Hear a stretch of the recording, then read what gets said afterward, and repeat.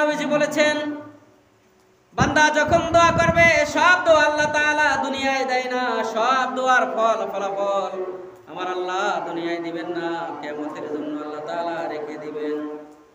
কিছু দোয়ার ফসল আল্লাহ তাআলা সাথে সাথে দিয়ে দেন, দোয়া করছে সাথে সাথে আপনাকে আল্লাহ তাআলা ফলাফল দিয়ে দেন। কিছু দোয়া আল্লাহ তাআলা চিন্তা করেন এখন আমার বান্দার দরকার নাই, কালকে দরকার, কালকে দিয়ে দিবেন। কিছু দরকার কালকে দরকার নাই, এক সপ্তাহ পরে দরকার, আল্লাহ তাআলা মনে করেন আমার বান্দার এখন যেই দোয়াটা করছে এইটা এখন দরকার না, এক সপ্তাহ পরে কি হবে না হবে সেই কথাটা আল্লাহ জানে কি জানে না? কি বলেন? এক সপ্তাহ পরে আমার আপনার ভাগ্যে কি লেখা আছে জানেন কে? আল্লাহ জানে কিনা? আল্লাহ চিন্তা করবেন দুনিয়াতে এই যেই মুহূর্তে আমার বান্দা আমার কাছে দোয়া করেছে, এই দোয়াটা আমার বান্দার এই মুহূর্তে না হইয়া এক সপ্তাহ পরে যদি হয় আমার বান্দার জন্য ভালো হয়ে যাবে। আল্লাহ তাআলা চিন্তা করেন আমি এখন দিলাম না, এক সপ্তাহ পরে দিলাম। আল্লাহ তাআলা চিন্তা করেন এক সপ্তাহ পরেও দোয়াটা ফলাফল দরকার না, এক মাস পরে, এক বছর পরে, জীবনে কোনো একটা সময় আপনার আমার বিপদের সময় এই দোয়াটা দরকার হতে পারে, আল্লাহ তাআলা সেই সময়ের জন্য রেখে দেন। আল্লাহ তাআলা ওই সময় আপনাকে আমাকে দিয়ে দিবেন। আবার কিছু কিছু দোয়া আছে যেগুলা আল্লাহ দুনিয়ায় দেন না, এখনো দেন না, দুনিয়াতেই দিবেন না, পরকালের জন্য আমার আল্লাহ রিজার্ভ হিসাবে বান্দার জন্য রেখে দেন। হাসরের ময়দানে যখন আপনার আমলনামাটা পড়তে থাকবেন তখন দেখবেন আমলনামার কোনায় কোনায় লেখা আছে কিছু কিছু নেকি, স্পেশাল নেকি। তখন আপনি আল্লাহর কাছে জিজ্ঞাসা করবেন, আল্লাহ এই দোয়াগুলো তুমি কেমনে দিলা? এইগুলেন তো আমি জীবনও করি নাই, এই দোয়া তো আমি দুনিয়ায় করেছি, দুনিয়ায় তো তুমি আমারে দিয়া দিয়েছো। আল্লাহ এখন তুমি আমার জন্য রেখে দিয়েছো এইটা, ও আল্লাহ এইটা তো আমার দরকার ছিল না। আল্লাহ তাআলা বলেন, বান্দা দরকার কখন হয় কখন না হয় এইটা তোমার চাইতে আমি আল্লাহ অনেক ভালো জানি। কি বলেন? জানে কিনা? আমার কখন কি লাগবে আমার চাইতে ভালো জানেন কে? আল্লাহ। আল্লাহ আমার আপনার জন্য সব সময় আমার আপনার জন্য আল্লাহ তাআলা তার রহমত নিয়ে রেডি থাকেন। কখন বান্দা আল্লাহ তাআলার কাছে রহমত কামনা করে বসে, কোন সময় বান্দার কি রহমত দরকার হয় এটা আল্লাহ তাআলা জানে কি জানে না?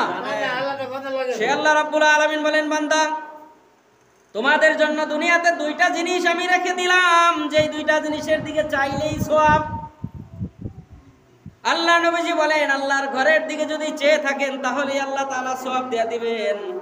আর একটা জিনিস আল্লাহ রেখেছেন, যেই মা বাবার কারণে দুনিয়ার বাতাস দেখলাম, যেই মা বাবা আমাকে আপনাকে দুনিয়ার এই মায়া দেখাইলো, দুনিয়ার এই রঙ্গলীলা দেখাইলো, যেই মা বাবা তাদের চেহারার দিকে তাকায়া থাকলেই আল্লাহর নবীজি বলছেন আল্লাহ তাআলা বান্দার আমলনামায় একটা কবুলিয়াত হজের সওয়াব দান করে দেয়। সুবহানাল্লাহ। আল্লাহর নবীকে জিজ্ঞাসা করলো, ইয়া রাসূলুল্লাহ সন্তান যদি মা বাবার চেহারার দিকে তাকায় আপনি বললেন একটা কবুলিয়াত হজের সওয়াব হবে, ইয়া রাসূলুল্লাহ ইয়া হাবিবাল্লাহ একবার যদি চায় একটা সওয়াব হয়, একটা কবুলিয়াত হজের সওয়াব হয়। ইয়া রাসূলুল্লাহ আমরা তো দৈনিক কতবার চাই, আল্লাহ কি প্রত্যেকবার চাওয়ার বিনিময়ে এক একটা কবুলিয়াত হজের সওয়াব দিবে কিনা?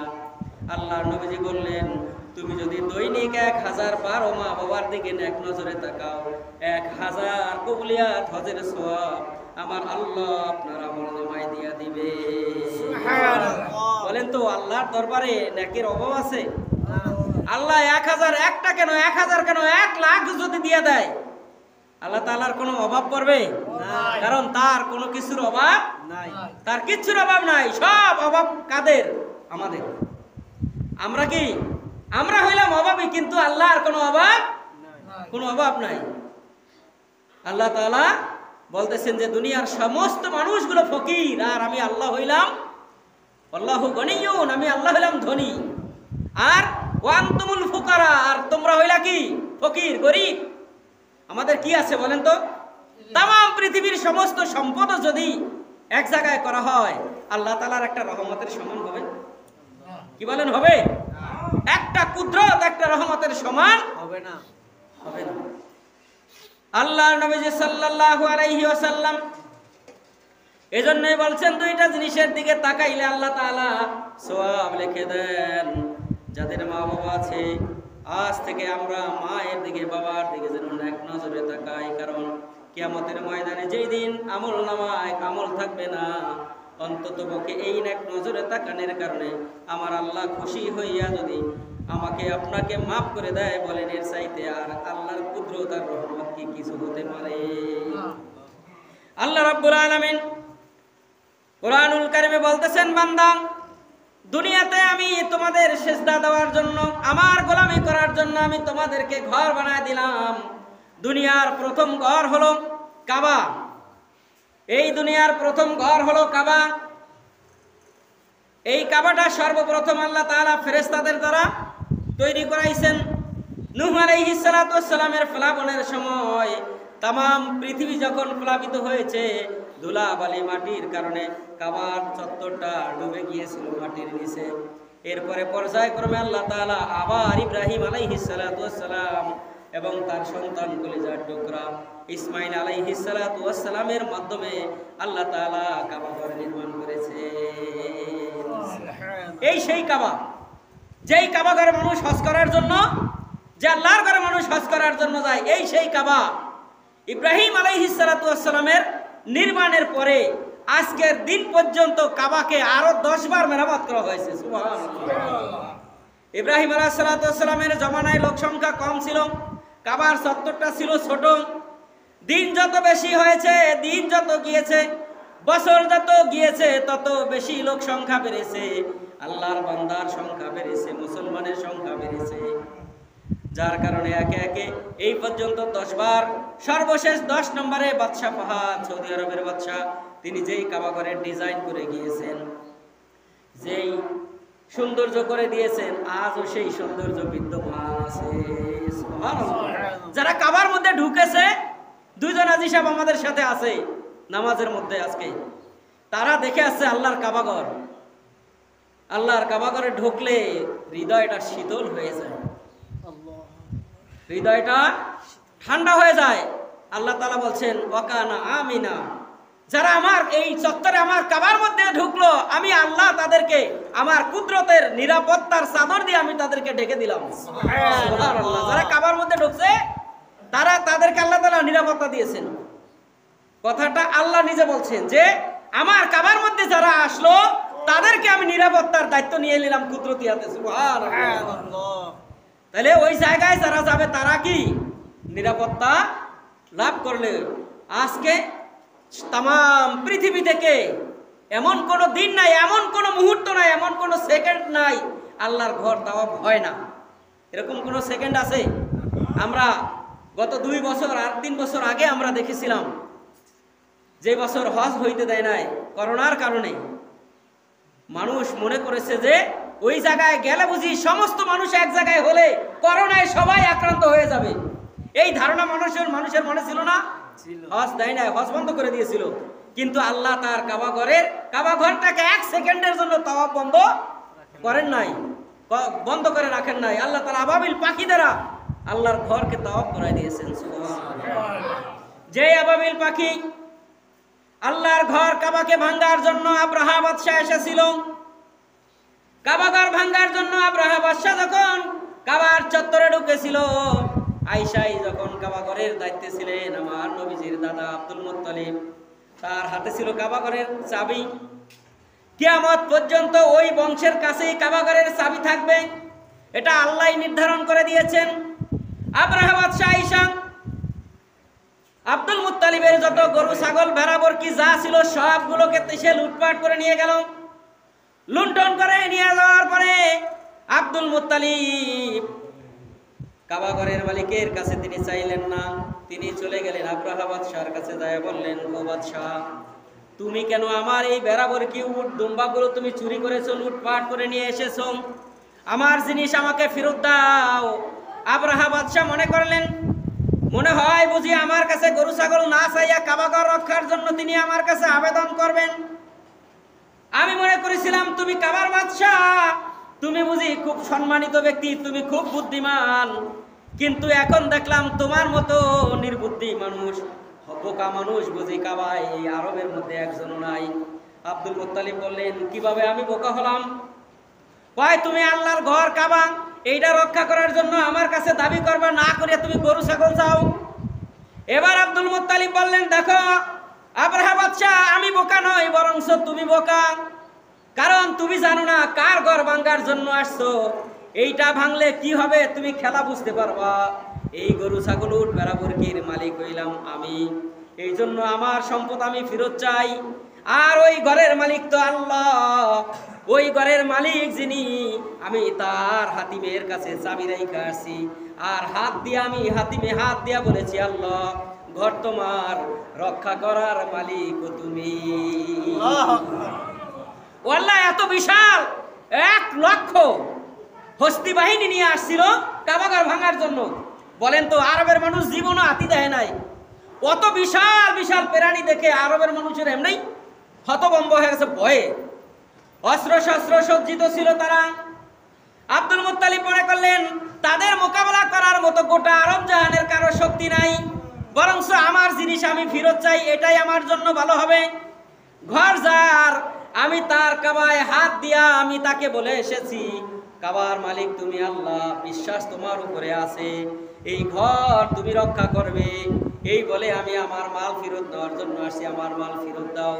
মাল সামানা নিয়ে যখন তিনি চলে গেলেন, এবার আব্রাহা বাদশাহ হস্তি বাহিনী নিয়ে তিনি কাবাঘর ভাঙার জন্য যখন আসবেন, এই ঘটনাটা ছিল আল্লাহর নবীর জন্মের 50 দিন আগের ঘটনা।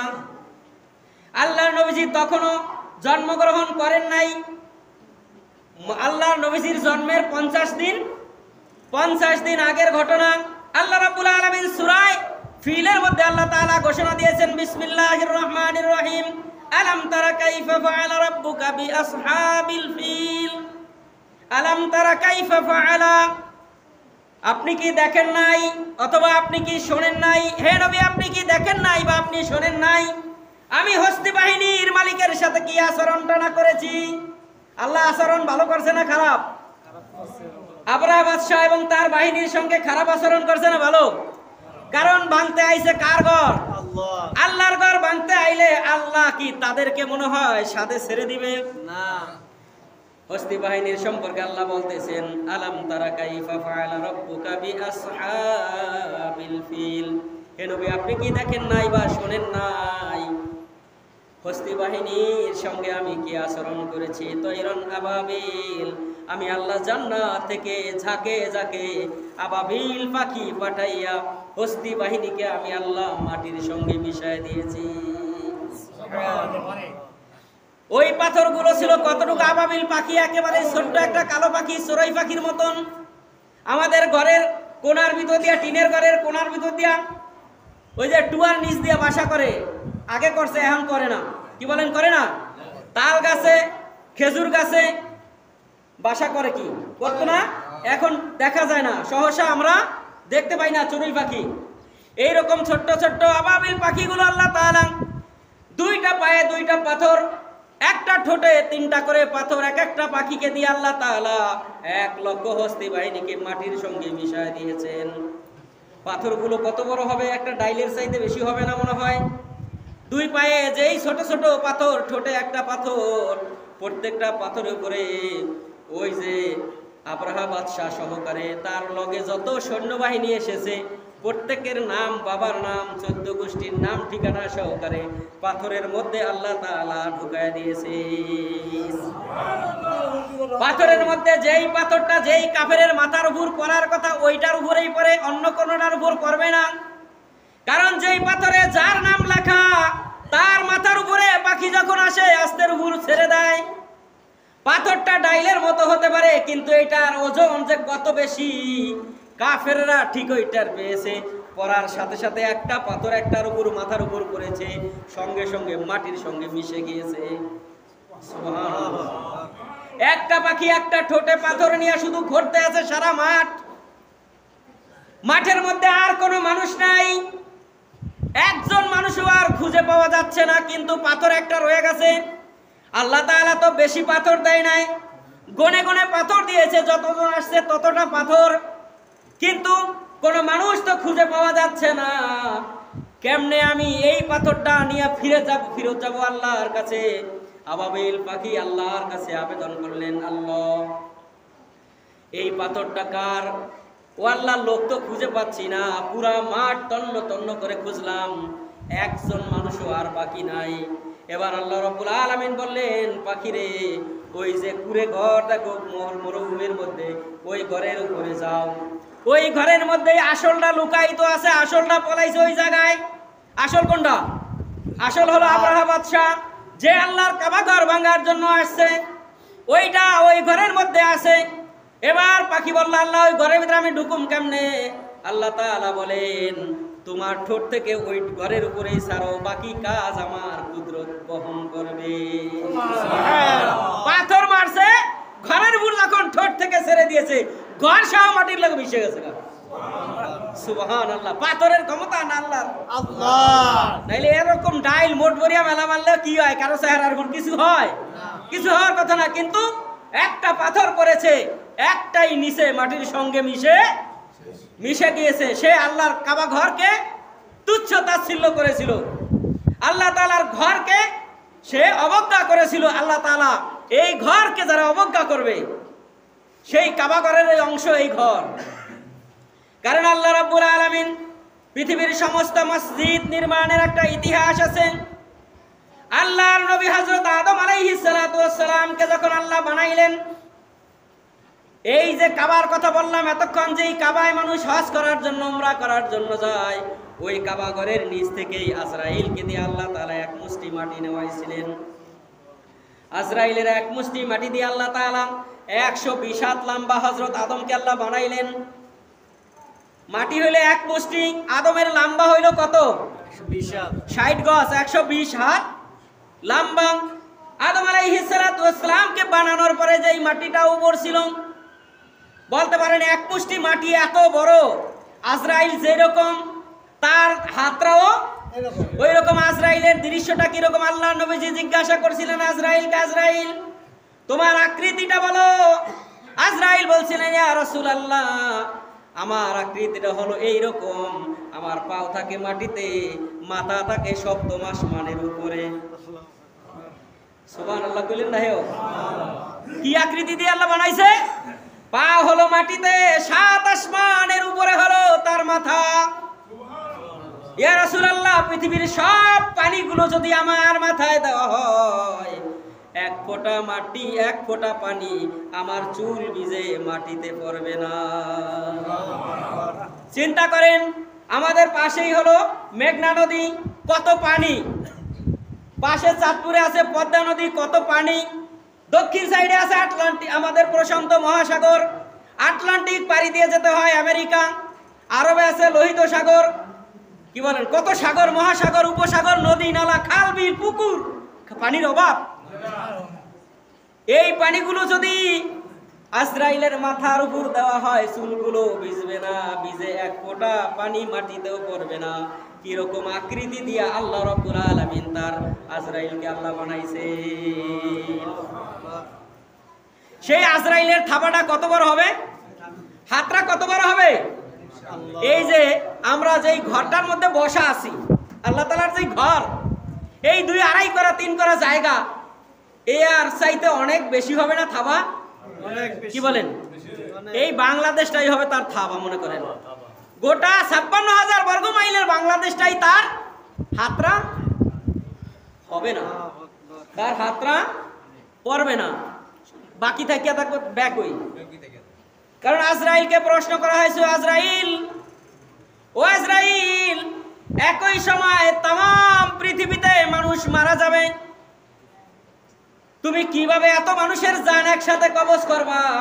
আজরাইল উত্তর দিয়েছিল, ইয়া রাসূলুল্লাহ, ইয়া হাবিবাল্লাহ, কোন বাড়িতে যদি কোনো মেহমান আসে, মেহমানের যদি তাড়া থাকে বেশি, কাজকর্মের ব্যস্ততা বেশি থাকে, মেহমানের সামনে যখন আঙ্গুর ফল, কমলা, বেদানা, যা কিছু ফল ফলাদি, চানাচুর, বিস্কুট দেওয়া হয়, তাড়না বেশি থাকলে একসাথে মোট ভরিয়া 3-4 ভাগ খায় কিনা?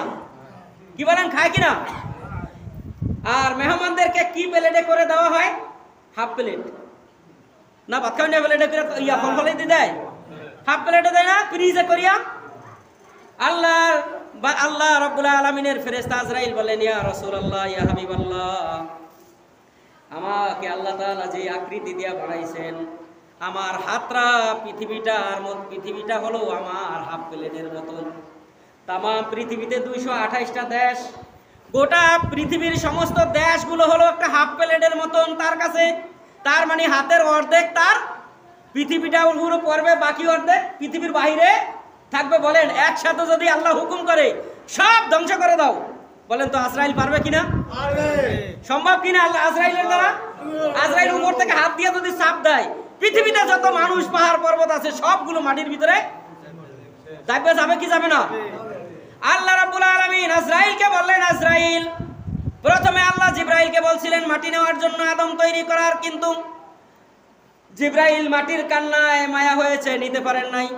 আল্লাহ তাআলা ইসরাফিলকে বলছেন পারে নাই, মিকাইলকে বলছেন পারে নাই, সর্বশেষ আজরাইল আল্লাহ তাআলার কাছে অনুমতি চাইলেন, বলেন আল্লাহ, আপনার 3 জন ফেরেশতা অপারগতা প্রকাশ করেছে মাটি নিতে, অথচ আল্লাহ আপনি আদম বানাইবেন, তারা তো মাটির কান্নার কারণে নিতে পারে নাই, তাদের মায়া বেশি, এই জন্য আপনি আমাকে একটু পারমিশন দেন, দেখি আমি পারি কিনা। আল্লাহ বললেন, যাও, তোমাকে দায়িত্ব দিলাম, তুমি দুনিয়ার জমিন থেকে 1 মুষ্টি মাটি নিয়ে আসো, যেই জায়গায় আমার কাবা, যেই জায়গার আমার কাবা ঘর, ওইটার নিচ থেকে তুমি 1 মুষ্টি মাটি নাও। আজরাইল চিলের মতন, যেমন হাঁস মুরগির বাচ্চাগুলো ধরার জন্য, ছো দেওয়ার জন্য যেভাবে চিল আক্রমণ করে, আজরাইল মাটির উপরে এইভাবে থাবা দিলেন। 1 মুষ্টি মাটি নিয়ে তিনি আল্লাহর দরবারে হাজির হয়ে গেলেন। এই মাটিকে আল্লাহ তাআলা আগে প্রথমবার একদম টাটকা রোদে শুকাইলেন, আবার টাটকা রোদ থেকে শুকানোর পরে পানি দিয়ে ভিজাইলেন, আবার পানি দিয়ে ভিজানোর পরে আবার শুকাইলেন। এইভাবে কয়েকবার মাটিকে ভিজাইছেন এবং শুকাইছেন। সর্বশেষ ভিজায় আল্লাহ তাআলা আটার মতো খামির করে নিজ কুদরতি হাতে আদম আলাইহিস সালাতু ওয়াস সালামকে 60 গজ অথবা 120 হাত লম্বা আল্লাহ তাআলা একটা দেহ বানাইলেন, একটা মূর্তির মতো মূর্তি বানায় দিলেন। কারণ এখনো তার মধ্যে রুহু দেওয়া হয় নাই। রুহু যতক্ষণ পর্যন্ত না আসে ততক্ষণ পর্যন্ত সে মূর্তি অথবা মরা একটা জিনিস।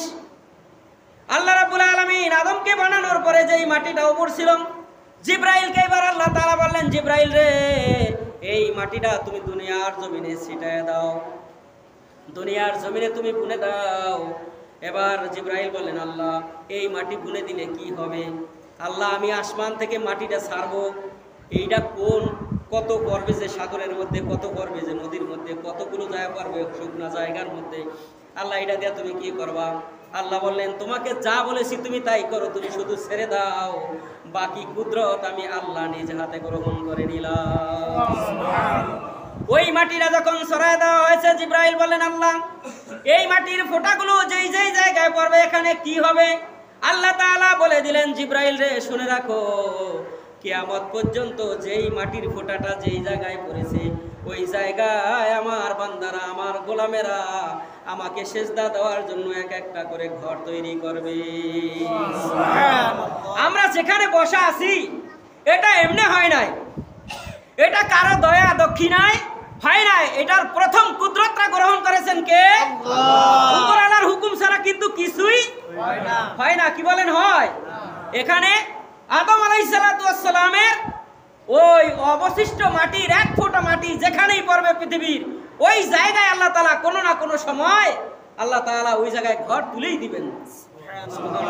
এখন বলতে পারেন, আটলান্টিক মহাসাগর তো বিশাল, প্রশান্ত মহাসাগর তো বিশাল, ওই সাগর কবে শুকাইবে, কবে ওই জায়গায় আল্লাহর ঘর মসজিদ হবে? আল্লাহ তাআলা বলেন, আরদুল্লাহি ওয়াসিয়াতুন, এই দুনিয়ার জমিনটা হলো আমার বান্দাদের জন্য আমি মসজিদ বানায় পাঠাইছি। সুবহানাল্লাহ। ওই জায়গায় মসজিদ, এরকম ঘর তৈরি হবে আটলান্টিক মহাসাগরের উপরে, এইরকম না, বিষয়টা এরকম না। আটলান্টিক মহাসাগরের উপর দিয়া বিমান যায় কিনা? পানির উপর দিয়া জাহাজ চলে কিনা?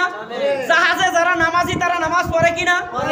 তাইলে ওই জায়গায় কি নামাজ পড়া মসজিদ আল্লাহর ঘর? আল্লাহই বলছেন যে দুনিয়ার জমিনটাই আমি আমার বান্দাদের জন্য মসজিদ বানায় পাঠাইছি। তাইলে ওই জায়গায় আল্লাহর সিজদা, আল্লাহকে সিজদা দেওয়া হয় কিনা? তাইলে মসজিদ হওয়া কি বাকি আছে? আমার মনে হয় আটলান্টিক মহাসাগরের কোনো জায়গা সিজদা দেওয়া বাকি নেই। কিয়ামত পর্যন্ত যা বাকি থাকে এইগুলোই কি হবে না, বাকি থাকবে না। কারণ আমরা দেখছি 5-6 কিলোমিটার নদী এক রাইতের মধ্যে সর ভাঙ্গা নদী হয়ে গেছে গা, হয় নাই? ওই জায়গায় মসজিদ ছিল না, এপারের মাটি আবার ওপার নিচে আবার আল্লাহর ঘর ওই পার তৈরি হয়েছে না, হয় নাই? এরকমই তো হচ্ছে নাকি? নদীর কুল ভাঙ্গে অকুল গড়ে, এই তো নদীর খেলা, সকাল বেলা ধনির তুই ফকির সন্ধ্যা বেলা। কি বলেন? ক্ষমতাটা কার? ক্ষমতাটা কার? সে আল্লাহ রাব্বুল আলামিন বলতেছেন, বান্দা আল্লাহ রাব্বুল আলামিন বলতেছেন, ইন্নামা ইয়ামুরু মাসাজিদাল্লাহ, এই দুনিয়াতে যারা আমার ঘর মসজিদকে যারা নির্মাণ করবে, আমি আল্লাহ কিয়ামতের দিন তাদের জন্য এক একটা ঘর আমি জান্নাতে বানায়া দিব। যারা দুনিয়াতে আমার ঘর, ইন্নামা ইয়ামুরু মাসাজিদাল্লাহ, যারা দুনিয়াতে আমি আল্লাহর ঘর বানাবে, আমি আল্লাহ তাদের জন্য জান্নাতে ঘর বানাবো। সুবহানাল্লাহ। আমরা অনেক সময় মসজিদের জন্য চাইলে মানুষ বিরক্ত হয়, দিতে চায় না। গান বাজনার জন্য চাইবেন, খুশি হইয়া নতুন কষ্ট সেটা বের করে। আর আল্লাহর ঘরের জন্য যদি চান, একদম সিরা, একদম লুঞ্জু পুরান, দুইটা পয়সা যদি চলে না, হেগুলেন হামদান হামদায় না, এরকম মানুষ বলেন। আমার দানটা যেরকম হবে, আমার সওয়াবটাও কিন্তু ওই রকমই হবে, বুঝতে হবে। আমি দানটা, আল্লাহ বলছেন যে আমি পবিত্র জিনিস ছাড়া দান গ্রহণ করি না। আর যারা পুরান সিরা লুঞ্জু চলে না যেগুলেন, হেগুলেন মসজিদে যারা দেয়, এরা ওই রকমই সওয়াব পাবে। কারণ যাদের দানটা যেরকম হবে, তাদের সওয়াবের পরিমাণটা ওই রকমই হবে। আল্লাহ পবিত্র জিনিস ছাড়া তার ঘরের জন্য কোনো কিছু গ্রহণ করেন না। এজন্য আল্লাহ বলতেছেন, ইন্নামা ইয়ামুরু মাসাজিদাল্লাহ, যারা দুনিয়াতে আমার ঘর বানাবে, আমি আল্লাহ তাদের জন্য জান্নাতে ঘর বানায় দিব। সুবহানাল্লাহ। এরপর আল্লাহ তাআলা বলতেছেন, আমানা বিল্লাহি মান আমানা বিল্লাহি ওয়াল ইয়াউমিল আখিরা, কিয়ামতের ময়দানে আল্লাহ তাআলা বলছেন, এবং আমার উপরে যারা ঈমান আনবে, আখিরাতকে যারা বিশ্বাস করবে, পরকালকে যারা বিশ্বাস করবে, এরপরে ওয়াকামুস সালাত, যারা নামাজ কায়েম করবে, ওয়াতাউজ যাকাত, যারা যাকাত প্রদান করবে, ইয়াখশা ইল্লাল্লাহ, তাদের অন্তরে আমি আল্লাহর ভয় ছাড়া আর কোনো ভয় থাকবে না। যারা দুনিয়াতে আল্লাহর ঘর বানাবে, আল্লাহর উপর ঈমান আনবে, নামাজ কায়েম করবে, যাকাত দিবে, তাদের অন্তরে আল্লাহর ভয় ছাড়া আর কোনো ভয় থাকবে না। তারা কোনো চিন্তিত হবে না, তারা কোনো পেরেশানি হবে না। একবারে আল্লাহর দরবারে কিয়ামতের ময়দানে উঠবে, আর আল্লাহ বলবেন যে আমার ঘর তৈরি করার কারণে দুনিয়াতে আমি তো ওয়াদাই দিয়েছি, তোমার জন্য আমি জান্নাতে ঘর বানাইছি। ও বান্দা, ওই যে আমার ঘর জান্নাত দেখা যায়, হাসতে হাসতে আমার ঘরে চলে যাও। আল্লাহই বলছেন যে আমি তাদের জন্য ঘর বানায় রাখবো, আগেই তারা সেই ঘরের মধ্যে আমার দরবারে উঠবে, আর আমার ঘরের মধ্যে যাইতে থাকবে। সুবহানাল্লাহ। উলাইকা ইয়াকুনু মিনাল মুহতাদিন, বস্তুত তারাই হেদায়েত প্রাপ্ত এবং আল্লাহর সঠিক পথে তারাই আছে। সুবহানাল্লাহ। হেদায়েত প্রাপ্ত কারা? যারা আল্লাহর ঘর বানাবে, নামাজ পড়বে, রোজা রাখবে, আল্লাহর উপর ঈমান আনবে, তাদের অন্তরে ভয় থাকবে না। তাদেরকে আল্লাহ বলছেন যে তারাই হলো সঠিক পথে, তারা সঠিক ঈমানদার। তাদের অন্তরটা আমি আল্লাহ তাআলা কি করছি? ভয় মুক্ত করে দিয়েছি। দুনিয়ার কোনো ভয় তাদের অন্তরে থাকবে না। একমাত্র কার ভয় থাকবে? আল্লাহ। যাদের অন্তরে আল্লাহর ভয় তৈরি করতে পারছি আমরা একমাত্র আল্লাহকে যারা ভয় করি, আল্লাহ বলছেন যে তাদেরকে আমি দুনিয়াতে পরীক্ষা করি। কি দিয়া? তাদেরকে পরীক্ষা করি আমি খাবার দিয়া, পরীক্ষা করি অসুখ বিসুখ দিয়া, পরীক্ষা করি সম্পদ দিয়া, পরীক্ষা করি বিভিন্ন বিপদ আপদ দিয়া। ওই বিপদ আপদের মধ্যে আমার বান্দা যদি সঠিকভাবে আমার উপর তাওয়াক্কুল করতে পারে, আমি আল্লাহ তাদেরকে ঈমানদার বানাইয়া তারপরে কবরে আনি, কবর থেকে উঠাইয়াই আমি আল্লাহ তাদেরকে জান্নাতে ঢুকাইয়া দেব। সুবহানাল্লাহ। আমাদের অন্তরে কি আল্লাহর ভয় আছে? নাই। কারণ আমরা আল্লাহকে ভয় করি যতক্ষণ মসজিদে যতক্ষণ আসি, ততক্ষণ আল্লাহর ভয় আমার অন্তরে আছে। মসজিদ থেকে বের হওয়ার পরে আল্লাহর ভয় আর আমার অন্তরে নাই। আল্লাহর নবীজি সাল্লাল্লাহু আলাইহি ওয়াসাল্লাম হাদিস শরীফে বর্ণনা করেছেন, হযরত আবু হুরায়রা রাদিয়াল্লাহু তাআলা থেকে বর্ণিত, আল্লাহর নবীজি বলেন কিয়ামতের ওই কঠিন ময়দানে যেই দিন আল্লাহর কুদরতের ছায়া ব্যতীত, আল্লাহর রহমতের ছায়া ব্যতীত হাসরের ময়দানে আর কোনো ছায়া থাকবে না, সেই দিন আমি আল্লাহ 7 শ্রেণীর মানুষদেরকে আমার রহমতের ছায়ায় ছায়া দিয়ে দিব। সুবহানাল্লাহ। কিয়ামতের ময়দানে আল্লাহর ছায়া ছাড়া আর কোনো ছায়া থাকবে না।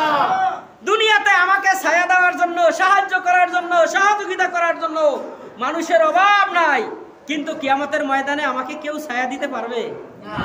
দুনিয়ার ছায়া আর আখিরাতের ছায়া এক জিনিস না। দুনিয়াতে বেশি গরম হলে আমাদের মাথার উপর ছাতি ধরা হয়, কি বলেন, ধরে কিনা? কিন্তু কিয়ামতের ময়দানে আল্লাহর ছায়া ব্যতীত আর কোনো ছায়া থাকবে না। সেই আল্লাহ তাআলা সেই সময়ের কথা বলছেন যে ওই ছায়া ব্যতীত অবস্থায় 7 শ্রেণীর মানুষ যারা দুনিয়ার থেকে কবরে আসবে, তাদেরকে আমি আল্লাহ নিজ হাতে আমার কুদরতি ছায়া দিয়ে দেব মাথার উপরে। 1 নম্বরে আল্লাহ নবীজি বলছেন ইমামুন আদিলুন, ন্যায়পরায়ণ বাদশা যারা দুনিয়ায় হবে, ন্যায়পরায়ণ শাসক যারা দুনিয়ায় থাকবে, যাদের কাছ থেকে মানুষ সব সময় ন্যায় পেয়েছে, অন্যায় কোনোদিন তারা করে নাই, মানুষের উপর কোনোদিন জুলুম করে নাই, অত্যাচার করে নাই, এইরকম ন্যায়পরায়ণ শাসক যারা দুনিয়ায় থাকবে, ন্যায় বিচারক যারা থাকবে, আল্লাহ বলছেন কিয়ামতের ময়দানে ওই ন্যায় বিচারক এবং যার উপর ন্যায় বিচার করা হয়েছে উভয়কে আমি আল্লাহ আরশের নিচে আমার ছায়ার নিচে ছায়া দিয়ে দিব। সুবহানাল্লাহ। 2 নম্বরে আল্লাহ নবীজি বলেছেন ওই যুবক, যেই যুবক সর্বদা আল্লাহ তাআলার ভয় করে আল্লাহর ঘর মসজিদের খেদমত করে, মসজিদে আসে যায়, এরকম যুবক পাওয়া যাবে আমাদের সমাজে? আল্লাহর ভয় যেই যুবকের অন্তরে আছে আর 5 ওয়াক্ত নামাজে সে আল্লাহকে সিজদা দেয়, এরকম যুবক খুঁজে পাওয়া খুব কষ্ট। আল্লাহ বলছেন ওই যুবক, যেই যুবক আমার মসজিদের সঙ্গে সব সময় অন্তরটা লেগেই থাকে। বলতে পারেন মসজিদের লাগে বুঝি আমার বুক লাগায় রাখুন না, মানে মসজিদের উপর আপনার মায়া হতে হবে, মসজিদের প্রতি আপনার দয়া হতে হবে। খালি মসজিদ উঠায় তুলেই হবে না, মসজিদের কি খাবার আছে, মসজিদের কি প্রয়োজন, মসজিদের কি দরকার, এইটা যদি আপনি সব সময় মসজিদের খোঁজ খবর রাখেন, মসজিদের খেদমত যদি করেন, ওই সকল যুবকদের সম্পর্কে আল্লাহ বলছেন তাদেরকেও কিয়ামতের ময়দানে আমি আল্লাহ আমার রহমতের ছায়ার নিচে ছায়া দিয়ে দিব। 3 নম্বরে আল্লাহ নবীজি বলেছেন ওই ব্যক্তি যার অন্তর মসজিদের সাথে লেগে থাকে। আর 2 নম্বরে আল্লাহ তাআলা বলছেন ওই যুবক যে সব সময় ইবাদতের মধ্যে, আল্লাহর ঘরে আইসা ইবাদতের মধ্যে যারা মশগুল থাকে। 4 নম্বরে আল্লাহ নবীজি বলছেন ওই 2 ব্যক্তি যারা একে অপরকে আল্লাহর হস্তে ভালোবাসে, একজন আরেকজনকে ভালোবাসে। কার জন্য? আল্লাহর জন্য ভালোবাসতে হবে। আমরা তো ভালোবাসি মানুষের জন্য, মানুষকে ভালোবাসি, কিন্তু আল্লাহর জন্য আমাদের ভালোবাসা নাই। রাসূল বলছেন যে আল্লাহর জন্য যেই ব্যক্তি অন্য ব্যক্তিকে ভালোবাসবে, ওই ব্যক্তি যে যাকে ভালোবাসে তাকে এবং যিনি ভালোবাসেন তাকেও আমার আরশের নিচে ছায়া দেব। এর সাথে সাথে বলছেন আল্লাহর জন্য শত্রুতাও করে, আল্লাহর জন্য ভালোবাসেও, আল্লাহর জন্য শত্রুতা করেও আল্লাহর জন্য। যারা এরকম যুবক আছে তাদেরকে আল্লাহ বলছেন আমার ছায়ার নিচে ছায়া দেওয়া হবে। 6 নম্বরে আল্লাহর নবীজি বলেছেন ওই ব্যক্তি যে নির্জনে আল্লাহ তাআলাকে স্মরণ করে এবং 2 চোখের কোটা বেয়ে বেয়ে আল্লাহকে স্মরণ করে পানি পড়ে। ওই যুবক যে আল্লাহকে নির্জনে ডাকে, নির্জনে একা একা, আপনি হাঁটতেছেন রাস্তা দিয়া, পড়তেছেন সুবহানাল্লাহ, আলহামদুলিল্লাহ, আল্লাহু আকবার, লা ইলাহা ইল্লাল্লাহ, আস্তাগফিরুল্লাহ, আস্তাগফিরুল্লাহ, পড়তেছেন একা একা, আর আল্লাহর ভয়ে আপনার চোখ থেকে পানি বের হইতেছে। ওই লোকটাকে আল্লাহ তাআলা কি বলছেন যে কিয়ামতের ময়দানে আমাকে ভয় করার কারণে আমি আল্লাহ তাকে আমার আরশের নিচে ছায়া দিয়ে দেব। 6 নম্বরে আল্লাহ নবীজি সাল্লাল্লাহু আলাইহি ওয়াসাল্লাম বলেছেন ওই ব্যক্তি যাকে কোনো সম্ভ্রান্ত মহিলা প্রস্তাব দিয়েছে, কুপ্রস্তাব, একমাত্র আল্লাহকে ভয় করে তার প্রস্তাবে সে রাজি হয় নাই। সে বলছে যে আল্লাহ কিন্তু দেখতে আছেন, আল্লাহ কিন্তু শুনতে আছেন। এই ভয় নিয়ে ওই যুবক যখন তার থেকে কেটে পড়বে, এই যে আল্লাহর বান্দার অন্তরে আল্লাহর ভয় পয়দা হওয়ার কারণে আল্লাহ বলছেন তাকেও আমি কিয়ামতের ময়দানে আমার আরশের ছায়ার নিচে ছায়া দিয়ে দিব।